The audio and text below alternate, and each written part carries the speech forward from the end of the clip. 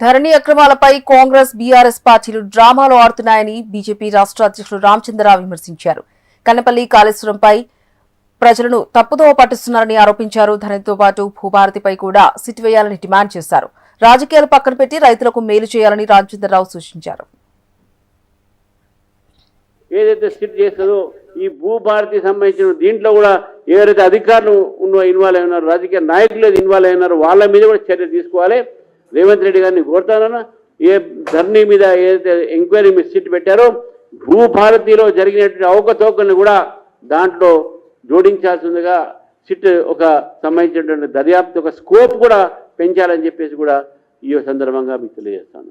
ఇది ధరణి భూభారతి సంబంధించినటువంటి ఒక బయటపడుతుంది కాబట్టే ఈ రెండు పార్టీలు కూడా కన్నేపల్లి ఏదైతే మేడిగడ్డ ఈ డ్యామ్స్ ఈ కాళేశ్వరం ప్రాజెక్ట్ తీసుకువచ్చి ప్రజల్ని తప్పుదారి పట్టించే డైవర్ట్ చేసే ప్రయత్నంలో భాగము.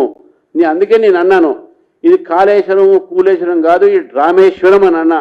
ఎందుకంటే భూభారతిలో బయటపడినటువంటి ఒక ఏదైతే అవకతవకలు ధరణిలో పడే అవకతవకల్ని వీళ్ళందరూ కూడా ఏదైతే వాళ్ళు బయటపడుతున్నదో ప్రజల్లో వెళ్తుందో దాన్ని డైవర్ట్ చేయడానికి ఈరోజు కాళేశ్వరం విషయాన్ని తీసుకువచ్చున్నారు. కాళేశ్వరం విషయంలో మా స్టాండ్ మేమే కదా ఎన్డీఎస్ఏ అప్పుడు నేషనల్ డ్యామ్ సేఫ్టీ అథారిటీ వాళ్ళని ఇక్కడ ఎంక్వైరీ చేయమని చెప్పినాము. సో కాబట్టి ఎన్డీఎస్ఏ రిపోర్టే మా స్టాండ్ ఉంటుంది.